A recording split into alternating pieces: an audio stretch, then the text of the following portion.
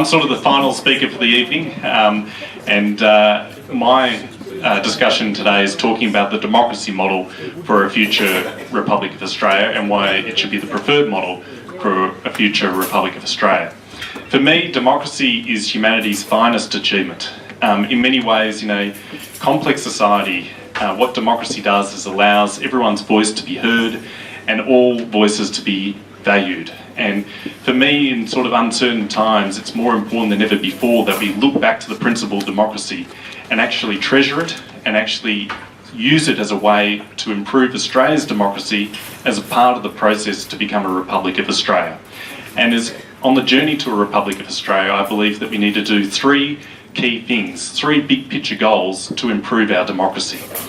What people forget is that, for me, the first big picture goal is that I believe Australia should become the world's best democracy as part of the transition to a Republic of Australia.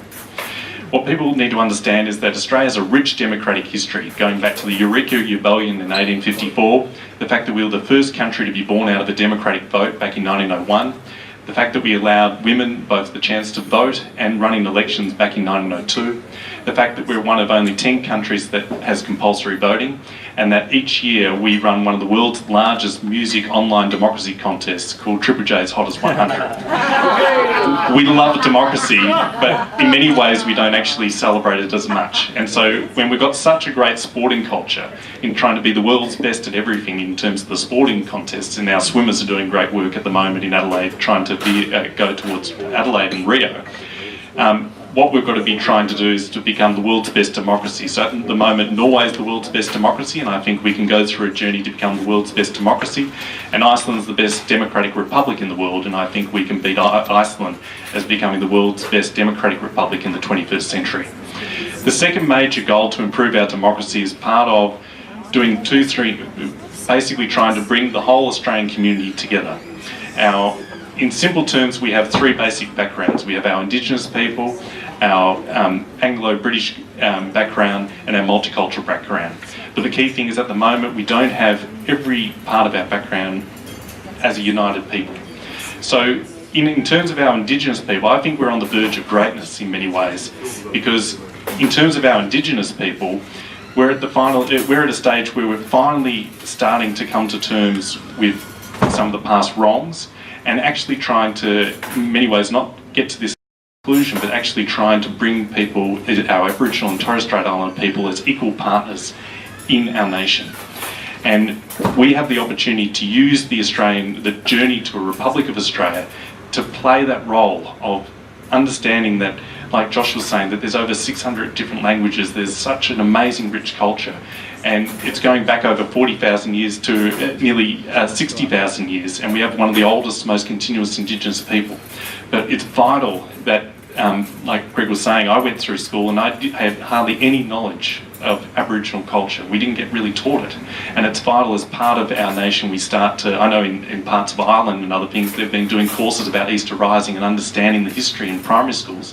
We should be doing much more work in our schools, in our culture, to understand, and so that people appreciate, like even just some Aboriginal songs and language, and just to become a real sense that they're equal partners in a future Republic of Australia. Similarly, we're on the verge of greatness on another situation in the sense that we're building the world's most successful multicultural and immigrant nation in the world. We're in a situation where out in Melbourne tonight you've got people speaking over 260 languages, coming from over 200 different countries, believing in 135 different faiths. You can go to Chinatown, you can go to the Irish culture here, you can go to Lygon Street for the Italian culture, or the Vietnamese in Victoria Street. We live in a truly remarkable city and in a truly remarkable country. But as people would know, many of migrants have gone through some really dark times in terms of racism, xenophobia. We've seen the United Patriot Front come out and unveil a banner saying "Stop the Mosque," and at times they don't feel welcome in our nation. But we need to play a very similar role in making sure that our migrant population, wherever they're from, are seen as equal partners in a future Republic of Australia. And this will be a wonderful thing in terms of basically improving Australia's democracy.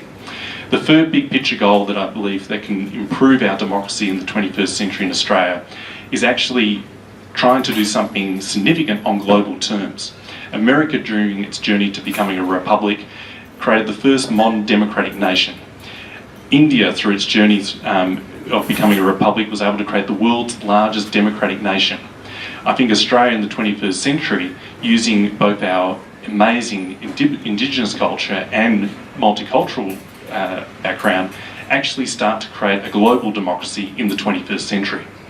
What people need to understand is that Thomas Friedman came up with this amazing article a few years ago trying to identify the 21st century. He said the 20th century is a battle between capitalism and communism.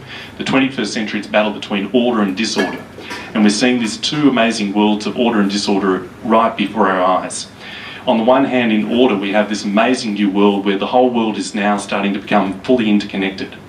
Now there's a situation where the heads of Google believe that by 2025, everyone will have a smartphone. Everyone will be fully interconnected, even in some of the most poorest backgrounds, in some of the hardest places to get to around the world by 2025. We're also in a situation where there's more people entering into the middle class, like we're seeing in China or India. We're seeing more people getting jobs, better health outcomes, better education outcomes. We're seeing this really exciting new world emerge in terms of renewable energy economy. So there's this really exciting new world of order that's emerging. But at the same time, we've got this darker side of a growing world of disorder emerging over the last 16 years. We're seeing an increase in climate change threats, an increase in terrorism. We're seeing an increase in conflicts. We're seeing an increase in health outbreaks like Ebola and Zika virus. We're seeing an increase in the number of displaced people around the world. That's nearly totaling 60 million people. And we're in a situation where we're also seeing a unfortunate situation where, in light of this growing world of disorder, we're seeing leaders and international organisations that are preying on this world of disorder and actually using bad ideas to prosper, whether it be Islamic State or Donald Trump. And so we're also in a situation where there's a massive transfer of wealth away from governments into the hands of the wealthiest corporations and wealthiest individuals. And so we're seeing a growing world of inequality emerge. And at this time, we're in a situation where international organisations like the UN are finding it hard to deal with these challenges. We're seeing the role of nation states find it hard to deal with these challenges. And we're seeing, in many ways, democracy being declined around the world. And so we've got to rise above that, I believe, as a nation, when we've got such a proud democratic history, to actually play a role in bringing the world together, to actually create a global democracy and realise Buckminster Fuller's vision of this idea of a Republic Earth. So what I envisage, and I see myself as a Republic Earth idealist, at the same time we transition to become a Republic of Australia, we make a transition to become building a Republic Earth, actually starting to unite the world. We have over 7.3 billion people in the world at the moment, speaking over 6,000 languages, believing in over 4,200 different faiths. We've got this rich world out there at the moment, and at times there's people going out trying to divide us against one another. We can actually play a role in bringing the world together, and I think the perfect country to do that is Australia. We can be that force for good in the world in the 21st century. So how does this model and how does this work, this idea of a democracy model look like? At the moment we have three major leaders in our country. We have the Queen Elizabeth II as our head of state, we have the Governor General and the Prime Minister. What we're trying to do is not try and focus on making wholesale changes to our political system. Our Prime Minister would still be our most important leader and head of government, but what I believe we should have is institute two new leaders. One, a President of Australia that is directly elected by the people, but would also play a ceremonial role of advancing the interests and the principle of democracy both in our schools, in our communities in Australia, but also promote a global democracy around the world. One of the great things why people loved Princess Diana so much was she had causes like trying to eradicate landmines around the world. We can have a leader that actually plays a role in advancing the principle of democracy. Also, I believe that we should have another leader called the head of the Indigenous people, who would actually advance the interests of our Aboriginal and Torres Strait Islander people both here in Australia, but also the 370 million Indigenous people living in 90 countries around the world. It's vital in the 21st century that we actually have a leader that appreciates the richness of all the different Indigenous communities, not only in Australia but around the world. And actually we're in a situation where the world is becoming globally interconnected. Having a leader that actually champions ideas of whether it be the Irish culture or the Italian culture or the Chinese culture or various different Aboriginal cultures, it would be wonderful to have this leader that actually plays that role of championing the richness and the full richness of humanity. And so I think if you had these two leaders out there on the world stage, along with our Prime Minister, people around the world will be looking at Australia going, what an amazing country. Where America gave us the democratic state and India gave us the world largest democracy, Australia is actually starting to bring the world together for the common good and actually create a global democracy and a more united world in a growing world of disorder. So that's my vision for a democracy model. I hope everyone really enjoyed this evening. I really appreciate the support coming out tonight. I can't thank you enough. And please take all these home. You don't have to provide all the voting and everything tonight. You can take it home, savour it, and then get back in touch with us.